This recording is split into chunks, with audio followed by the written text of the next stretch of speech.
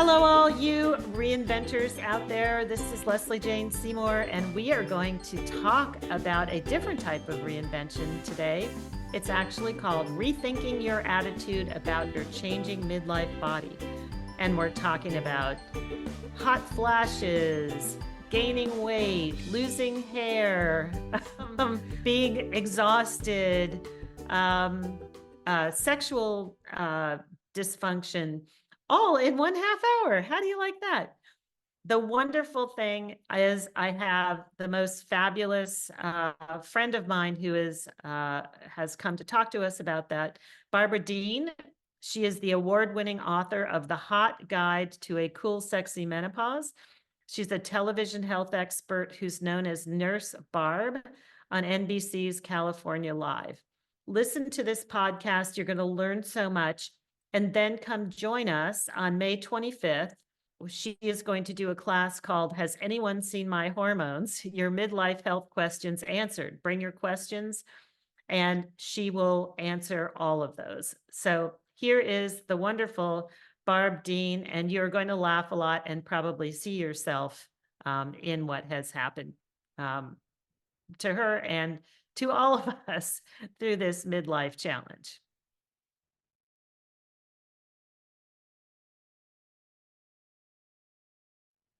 Good morning, Barb. I'm so glad to have you. It's been so long since we saw each other. I'm really excited.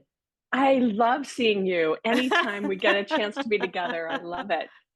And I'll tell everybody in the intro notes how we met so that they'll understand why I'm saying that. So what we want to talk about is rethinking your attitude about your changing midlife body. And you are the expert on that. And, you know, it is disconcerting when you get over 40, 50 and onward. I say it's the reverse of adolescence. I feel like all that crazy stuff that was going on is now, it's like a balloon that was blowing you up and now it's like seeping out slowly. It's like everything's changing again. That I feel like it's adolescence in reverse, actually. So what are the actual facts about what's going on? And then we'll talk about, what the heck you can do about it to feel good, because everybody's affected differently. I hate my friends who say to me, I didn't have any hot flashes. I just ended my period one day and I woke up and I was fine. And I'm like, can I slap you 5 times every hour? So anyway, why don't you launch in and I'll ask you some more questions as we go. I love what you said about adolescence in reverse because I call it puberty in reverse, Oh, especially when same it thing. comes to Yeah. your vagina and your vulva, because Yes. everything is changing. So just briefly, this will be less than a 4-hour class on menopause, but after 35, your body starts to change in very small ways. You may not notice those changes, but you may start to feel like you're a little warm at night and you're thinking, well, I put on too many covers. And you might start to feel really tired. And then your sex drive might change. You might be really interested in sex, or you might be less interested. You might start having to go to the bathroom frequently. Lots of other symptoms happen. It's all because of the hormonal roller coaster. And if you can't see me, Leslie, you can see me putting my Yes. hands up and down. It's a hormonal roller coaster. And the thing that you said is so true. It's unpredictable. The Yeah. only thing that's predictable about this time in your life is that everything is unpredictable.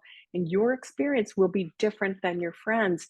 And things change every 6 to 9 months, right? So you can feel terrific, be like rocking it, reinventing yourself, your career, everything. And then all of a sudden you're like, oh my God, I'm so tired. I can't get out of bed and I don't care.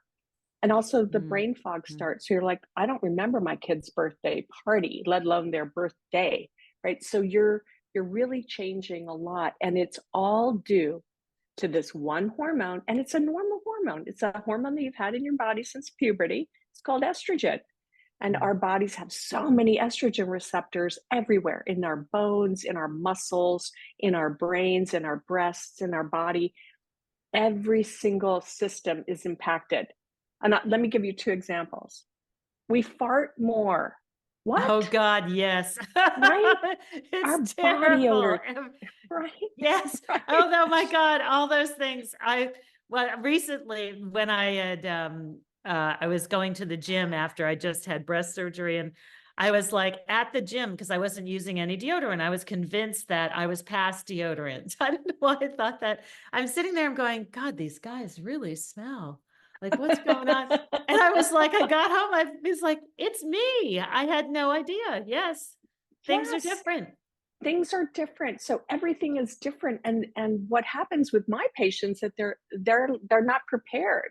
Nobody Right. gives us the book like they did when, we were having our periods. Nobody's prepared, and we think, am I crazy? Number Right. one, is Right. this my thyroid gland? It can't be menopause, because when we look in the mirror, most of us color our hair. We don't look old.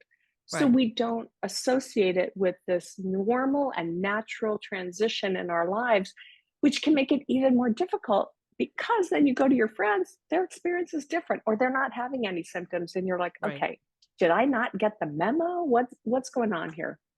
Right. So talk about what you hear most often when people are asking you for help. What are they asking you for help with? And what kind of solutions have you come up with? Well, I just want to say that everything you and I talk about all the time is evidence based. So I'm not giving you my opinion based on my own personal experience or my patients.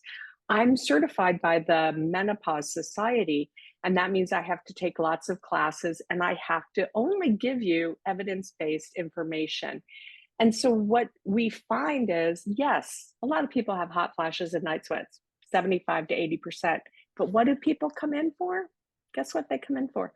They're not sleeping. They're up Yeah. all night urinating. They have Yeah. no sex drive. Yeah. And early on, they have really heavy, irregular periods that freak them out. It's like a hazmat site, right? Can't leave the bathroom. You don't have enough protection. That's why they come in. That seems to be the first thing that I recognized was like, and a lot of my friends would say to each other, like, do we need to go to the hospital or hemorrhaging or something? Can you explain what the heck that is? I've seen some explanations, but it's so unpredictable and it's so strong. I actually, because I used to have to fly overnight to the collections, and I'd be in first class and you never knew, like, you could like go through everything you were wearing. I actually had a one time put on an adult diaper for that sleep because I take a sleeping pill, right?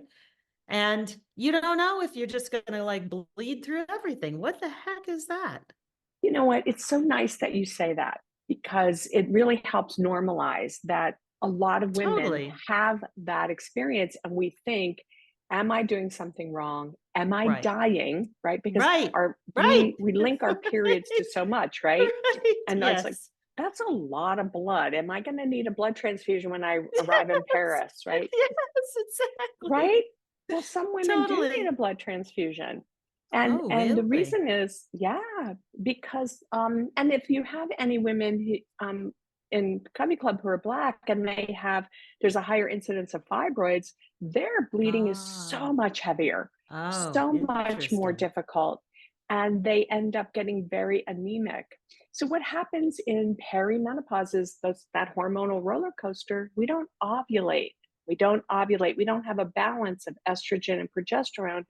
And so we can bleed just for 3 and 4 weeks. We also have a higher incidence of those fibroids that cause bleeding, and also polyps. So 50%, flip a coin, 50% of women will have irregular, heavy, heavy periods. What can you do? Track it.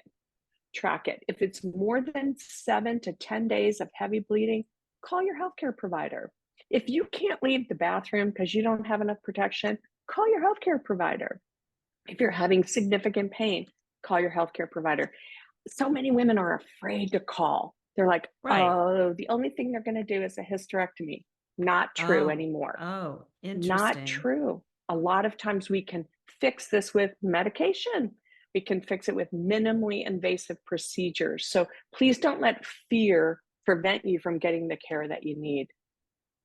Now, if you're not with a NAMS certified gynecologist or whatever, might they get it wrong? Oh That, yeah, boy, yeah. Leslie, I'm so So glad you brought it up, but I'm so sad for women across the country. Unfortunately, most healthcare providers only get 1 hour of menopause related education in their 4 years of training. Okay, I can't master a recipe in an hour, Me right? Let either. alone, right? Yeah, How do you take care that's of a woman ridiculous. for 30 No. to 50 years?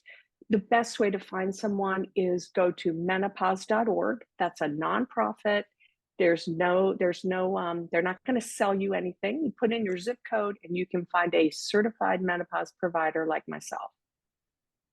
And what does NAM stand for so they know when they're looking for that? So it used to be called the Oh, North American Menopause Society. Now it's ah, just called the Menopause Society. I And see. so they changed it. So, and you can also go to places like healthywomen.org. You can go to letstalkmenopause.org. You can go to these nonprofits that, again, are not trying to sell you anything Good. when you're looking for menopause education. Oh, good. Talk a little bit about the racial and ethnic disparities. Are there going through menopause? What are they, and what should people be aware of? I'm so glad that you asked that. So there's some data, not a lot. We need a lot more. But what we know is that Black women, for instance, experience hot flashes more intensely. We don't know Mm, why, but their mm, hot flashes seem to be much more intense and much more disruptive. So that makes it very difficult to function during the day. Also, Black women have more incidence of fibroids and they have more bleeding. They're much more likely to need an intervention. Asian women, Asian women have a lot of symptoms, but culturally, what we're finding is that this is not a topic that is brought up that people are comfortable talking about.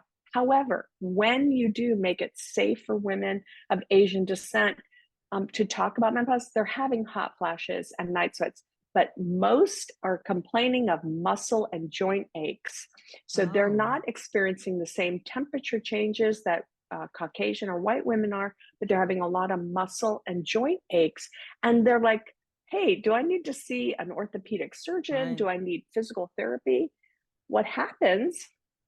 Estrogen, right? Estrogen is a precursor hormone for collagen, and collagen is what keeps our joints stable. I have many, many patients who only come in with that complaint, and then we talk about different remedies. Latina women also have a lot of hot flashes and night sweats. And again, it's not culturally appropriate to complain. But when we do make it safe for women to complain and offer them options, it's like, wow, a light bulb goes off. Like, I can feel better. I don't have to just suffer through this. So, what have you found in your experience? What are the best solutions for hot flashes? Because it can be just so disruptive. It sounds so stupid, but if you're in the middle of a meeting and you are literally just dripping On sweat, fire. I mean, and we know the research I've seen says that if you acknowledge what's going on, which is counterintuitive, sort of the political part of it, which is saying I'm having a hot flash, people actually respect you more. That was a Harvard study. But you're disinclined to do that. You want to just put it away. And then what are you doing about sticky and wet and all that stuff? What have you found? Well, we have found, and this is evidence based, that a lot of women want to start with lifestyle options, and they want to use herbal and natural remedies. And the data doesn't support all of the different herbs that are out there. However, there are a few that have been shown to be beneficial. One is black cohosh. And I don't work for the company that makes Remifemin, but it is a pharmaceutical grade black cohosh. The data shows that if you're going to do well on Remifemin, you'll do well in 6 weeks. So don't keep trying it for 12 Ah, weeks or okay. 3 months, right? Try it. If you get some relief in 6 weeks, fantastic.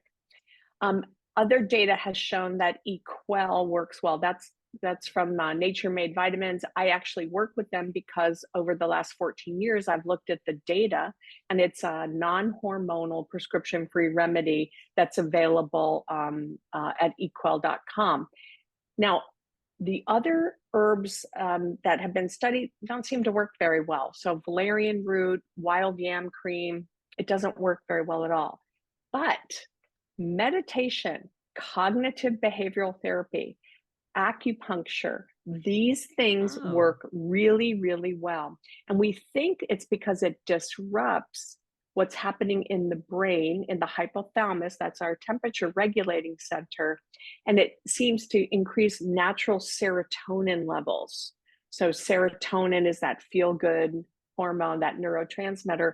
And by doing meditation and mindfulness and relaxation, cognitive behavioral therapy, what happens is that you raise your serotonin levels naturally, and that counteracts all of those other neurotransmitters causing hot flashes and night sweats. So those are the sort of the lifestyle changes. And of course, a good healthy diet like what you're promoting with reducing sugar, doing weight bearing exercise, yoga, these are all important in their own right to help you feel better overall. what about that new product? I can't remember the name of it. It rhymes with Yowza because I was making Yeah, fun of it. right. Because what is So it if you're called? looking for, it's called Vioza. Vioza. I was like, sounds like Vioza. Yowza to me. It sounds Yeah. like Yowza. So the very, very best remedy for hot flashes and night sweats is actually to replace the estrogen that your body's depleted of. That's the very best one. And that's something that you want to talk to your own healthcare provider about. Make sure you don't have any contraindications. Personally, and I'm not trying to sell anything, I've been on estrogen for 14 years Oh, wow. because I did not want to suffer through 13 night sweats every night. I wanted Oh, to be able yeah. to sleep and function. So Hmm. estrogen is the gold standard. It works the best. Then there's Vioza. This is a new medication that works in the hypothalamus and the temperature regulating center. And then there's another new medication coming out, works in the same way. It's from Bayer, and it works on sleep and the temperature regulating center. So look for that in the future. But the other thing that works really well, if you're looking for a prescription and you're not so sure about hormones, is to consider an antidepressant like Lexapro or Zoloft or Effexor. These have all been shown in good clinical trials to work really well to raise serotonin and decrease those hot flashes and night sweats. So has something to, do they know what the factor is? Why you get hot, why that happens? Is it related to serotonin? Is that the It, problem? it's actually related to the fight or flight hormones, the Oh, neurotransmitters interesting. like norepinephrine and adrenaline. So, Leslie, have you ever had this experience where you get an email that really makes you angry and you get a hot flash? Mm-hmm. Mm-hmm. Right? Or you drink hot coffee, right? And you get stimulated with this norepinephrine, this fight or flight neurotransmitter that works on the hypothalamus, the temperature regulating center, and it induces a hot flash. So your body's kind of crazy, mixed up way of trying to cool off, but you don't cool off, you get more warm.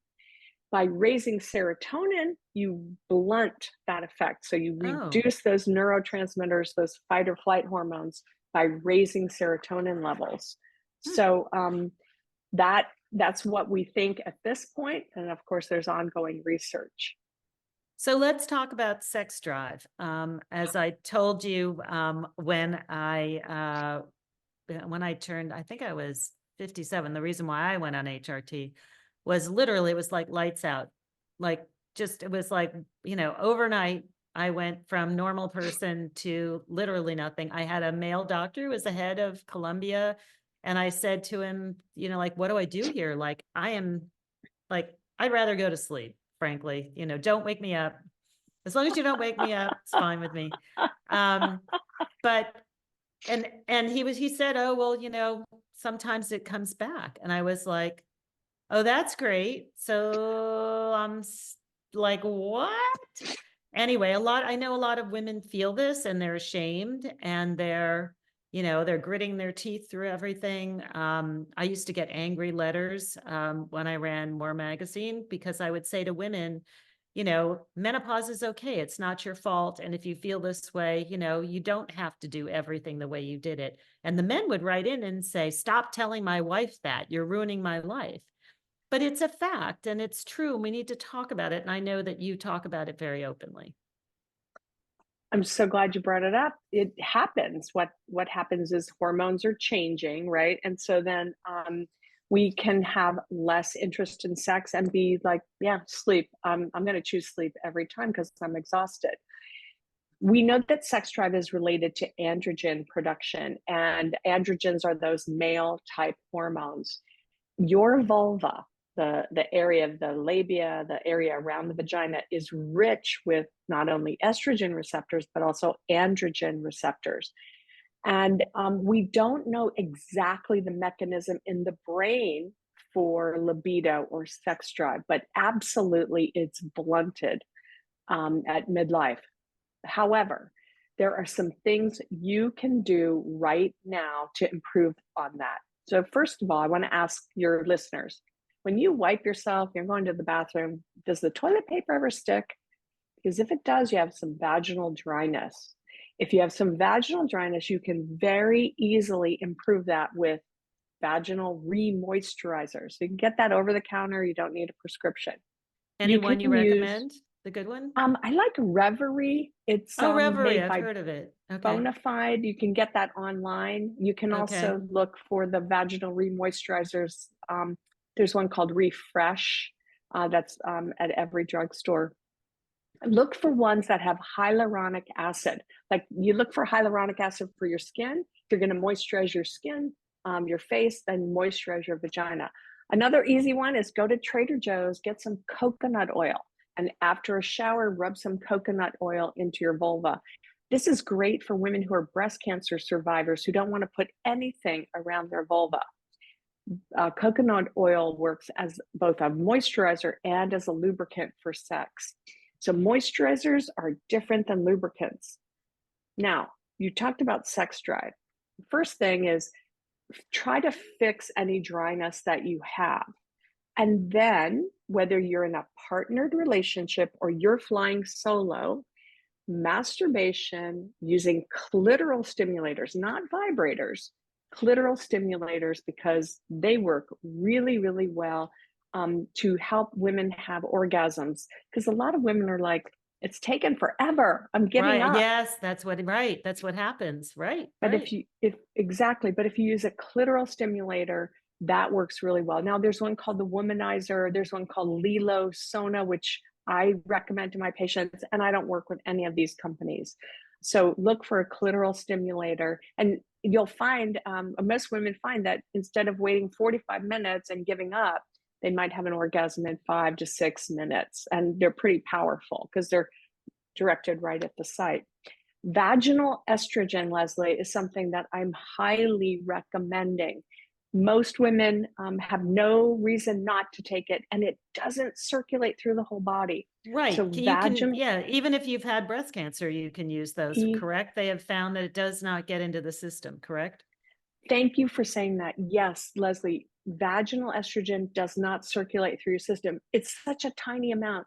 What goes on in the vagina with vaginal estrogen stays in the vagina, but it also helps your bladder. So if you're having frequency of urination, you have overactive bladder and a little leaking, vaginal estrogen will help for another reason, because it helps with collagen, and it helps you with those muscles, right? The pelvic floor muscles to help strengthen them.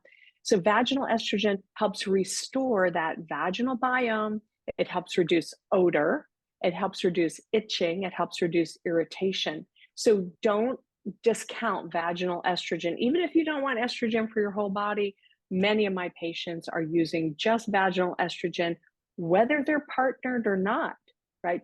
It reduces smell, reduces irritation, also reduces the risk of having a bladder infection. So when it comes to sex, I'm sorry, can I say one more thing? Yes. Put it on your calendar. Calendaring sex, put it on your calendar. Even if it's solo sex, I was be going to like, say oh, by yourself or other. Yeah. Okay, yeah, cool. I'm going to watch that special movie. Personally, I like Outlander, right?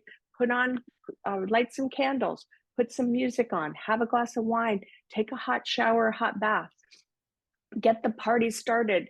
You can use those warming gels. You can also use a warm, wet washcloth on your vulva. It'll increase blood flow to make things go a lot better for you. So calendar it. And if you're in a partnered relationship, let your partner know, hey, I'm wearing special sexy red underwear. Let's turn off the TV. Let's not check emails. Let's go to bed a little early and have some fun time together. So that And really works. And if you're having orgasms, you're going to want to have sex more often. And that really helps increase your libido. You're like, hey, I forgot how fun this was. mhm. So then you'll do it more often. What about things like hair loss? I mean, I Oh never God. lost hair in my life, and I can sit there at, I'm reading at night and I'm just putting my hands through my hair and I'm like, whoop. It's like, luckily I have a lot of hair. I have unusual amount of hair, but holy moly, it's So hair scary. hair loss on your head, right? Yeah. You lose it on your head, but you get it on your chin. Oh, yes, we could talk about hair loss and growth. Yes, there, And see, and it's all screwed up. It's just, why did they do this to us? But yes, it's all right. screwed up. It goes from your So head where you want it to the wrong place on your face. Yes. Okay. right, right. Uh-huh. So here's what happens. So as estrogen levels drop, your testosterone in your blood goes up a little bit. So the ratio is different. And testosterone is a male hormone, right? So it causes male pattern baldness and chin hair and sometimes male like acne. So it's because of the ratios that are changing between estrogen and testosterone. What can you do? Number one, look at your diet. If you don't have enough vitamin D in your diet, make sure you're taking a supplement. Ask your provider to check your vitamin D level. Biotin works. Okay, there's good data. It's not just snake oil. Biotin works because it's a B complex and it really works well. Make sure you also have zinc in your diet or you take a zinc supplement and make sure you get enough iron. So vegans and vegetarians typically have more hair loss, especially at menopause. So if you're Oh, not getting enough iron from plant sources, consider taking an iron supplement. The other thing that works really well is Rogaine or minoxidil, and it's over the counter. And I recommend to my patients use the one that's made for men because it's stronger. Put some drops on your head, and what you have to watch out for is initially you're going to see more hair loss. You're going to be like, "What the hell? Why is this happening?" It's because it's stimulating the new growth and it's pushing out the old growth. So give yourself 3 months with minoxidil. You can also use platelet rich plasma. You can do those red light scalp caps. They work really well to oh, stimulate. yes, I've seen that. I've seen that. Yeah, Yeah, we should it probably works. test some of that. Yeah. And I looked at the data because I'm doing a presentation on it. And then scalp massage works. And then looking and using a little bit more conditioner in your hair makes your hair more greasy, but it helps thicken the strands of hair. I hope that helps because Yeah, like we all want to look good. of course we do. What else do you hear as we're pulling into the end here? What other things do you hear women ask about the most that I haven't brought up here that we should just finish up with? I'm so glad. It's exhaustion. It's the Yes, absolute, I right, cannot sleep right. or I fall asleep. I get up at Yes. 2, I can't go back to sleep for 2 more hours. And then it's walking, it's just kind of sleepwalking through your day, waiting for that nap, or like, I just can't wait to go to bed. Mm. Here's what we know. There's a lot of brain changes during midlife. And even if you fall asleep, if your eyes are closed, and you get up 8 hours later and you're like, I didn't get up and you still feel exhausted, it's because of the brain changes. And we move out of light sleep, we move out of deep delta wave restorative sleep into light sleep many times at night in midlife. So you may wake up going, I don't feel refreshed. If that's happening, I want you to talk to a menopause specialist because we're doing a lot of classes on this for certified menopause practitioners to help people get better sleep. And usually we recommend sleep hygiene, of course. Right. Sometimes we recommend melatonin. Estrogen works really well. And I've seen this with my patients. 3 weeks of estrogen, they feel like themselves again. They have much more energy. They're not as, they don't have as much brain fog. But we're also seeing with that new medication, Veoza. So when women get enough sleep, we Mm. also know that it actually reduces the risk of dementia.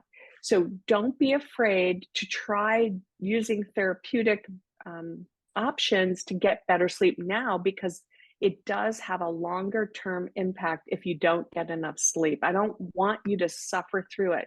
I don't want you to just Yes. get 20% better. I want everyone to get enough rest. Yeah, sleep is the number one, I'd say, thing that it interferes with. And I find the sweating, you're hot, you're cold, you're hot, you're cold, oh my God, it's that Katy Perry's, thing. But hers was not about sleep, but it's you're hot, you're cold, you're in, you're out. It's like, oh my God, all night long. So you don't get any restful sleep. And you're just a zombie. Yes, it's totally great. Barb, where can everybody find you? We're going to talk, I'll talk about our class coming up, so everybody can find you there. But otherwise, where can they find you out on the web and in your life? Oh, great. So you can find me on Instagram and Facebook at Nurse Barb Dehn, and my last name is spelled DE.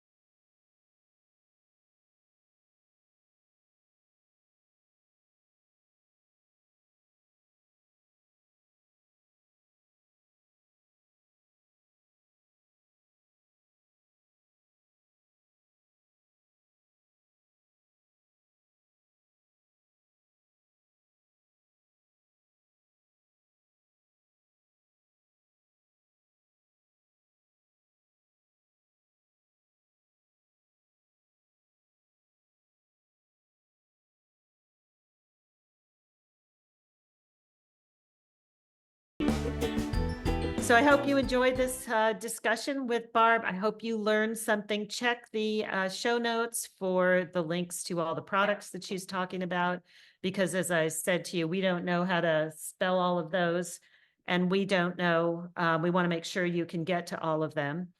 And if you enjoyed this podcast, I hope that you will follow us and follow the podcast, and that you will also come over to covyclub.com and learn all about other ways to reinvent yourself. So we have all kinds of downloads for you that are free. We have products, we have checklists, we have all kinds of things.